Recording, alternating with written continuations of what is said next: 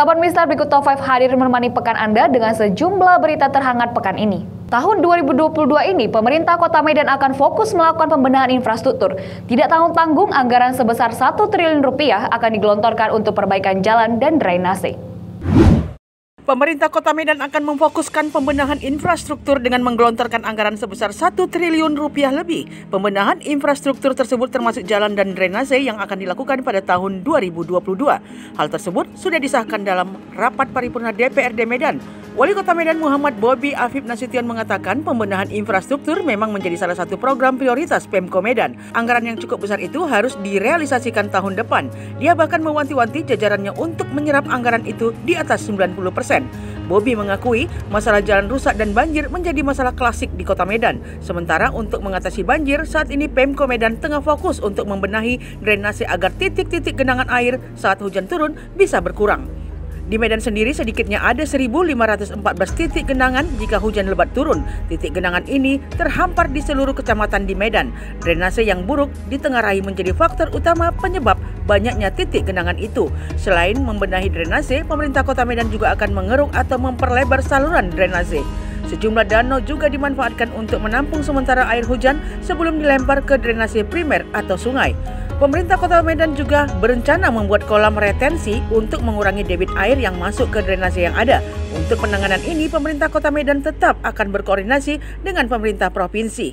Wakil Bupati Joni Waldi meminta agar dalam waktu 15 hari penambahan keramba jaring apung atau KJA Danau Toba dibongkar, mengingat Danau Toba sudah dicanangkan sebagai destinasi wisata super prioritas.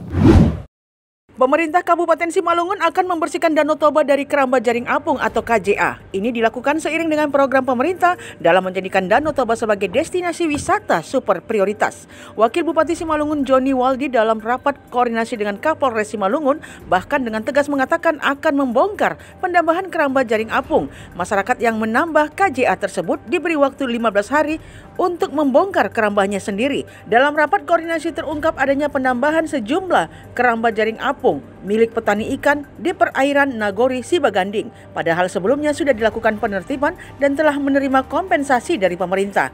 Joni juga mengatakan pemerintah saat ini sedang mencari solusi untuk masyarakat yang kehilangan mata pencariannya karena adanya penertiban KJA. Pemerintah Kabupaten Simalungun akan mengalihkan mata pencariannya ke bidang lain seperti pertanian, memelihara ikan di darat dengan bioflok melalui bantuan pemerintah. Terdapat ada 17 kepala keluarga yang melakukan penambahan keramba jaring apung dan sebagian yang melakukan penambahan itu yang menerima kompensasi dari pemerintah. Ia meminta kesadaran masyarakat untuk segera melakukan pembongkaran keramba jaring apung bagi yang melakukan penambahan. Pemerintah semakin memperketat libur Natal dan Tahun Baru dengan membuat sejumlah pembatasan, termasuk soal pembatasan perayaan Natal. Hal ini dikarenakan kekhawatiran munculnya kembali klaster baru COVID-19. Pemerintah kian gencar melakukan pengetatan untuk mengantisipasi merebaknya kembali COVID-19, khususnya dalam menyambut libur Natal dan Tahun Baru. Bahkan pemerintah Provinsi Sumatera Utara memberlakukan pengetatan dimulai awal Desember ini, karena Sumatera Utara memiliki tradisi perayaan Natal umat Kristiani memulainya di 1 September 2021. Kesepakatan itu didapat pada pertemuan bersama para tokoh masyarakat dan organisasi kemasyarakatan terkait kesiapan menjelang libur Nataru.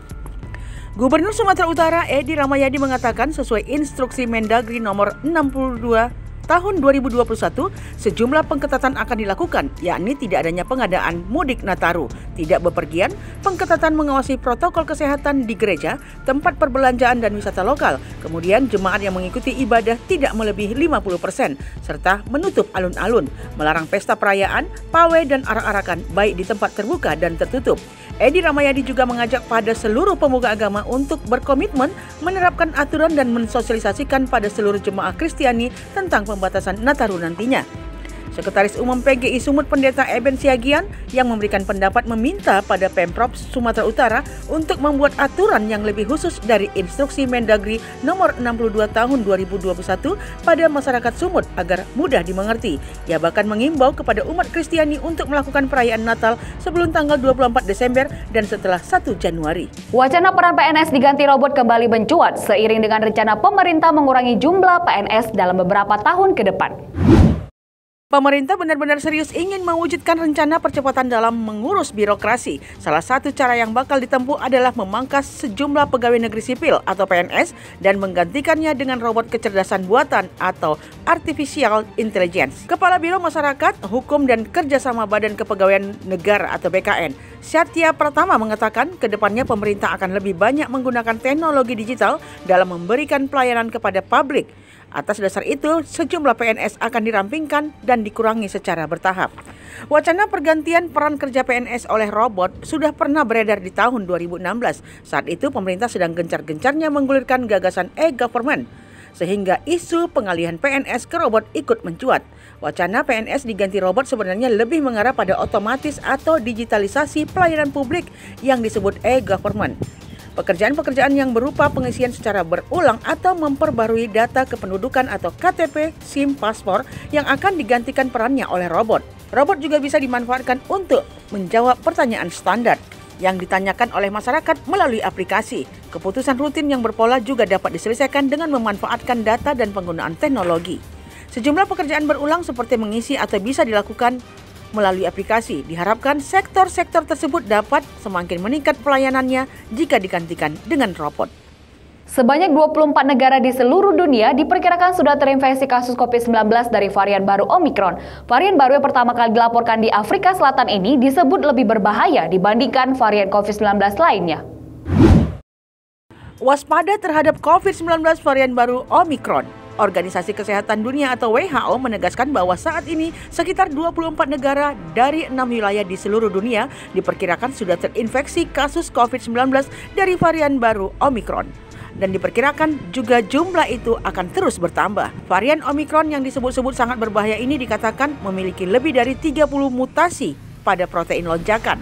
Beberapa mutasi dikaitkan dengan penurunan perlindungan antibodi dan transmisi yang lebih tinggi. Lebih dari itu, varian Omicron atau varian B11529 COVID-19 yang terdeteksi pertama kali di Afrika Selatan sangat mengkhawatirkan karena bisa menyebar cepat. Direktur Jenderal WHO Tedros Adhanom Ghebreyesus di Jenewa mengatakan masih banyak yang harus dipelajari tentang efek varian baru pada penularan, tingkat keparahan penyakit dan efektivitas tes, terapi dan vaksin. Karena itu WHO menanggapi perkembangan ini dengan sangat serius dan begitu juga setiap negara. Tapi menurutnya perkembangan virus itu seharusnya tidak mengejutkan karena itulah yang dilakukan virus dan akan terus dilakukan selama kita membiarkannya, maka virus akan terus menyebar. Dia menambahkan bahwa varian Delta COVID-19 yang sangat menular masih menyumbang hampir semua kasus secara global.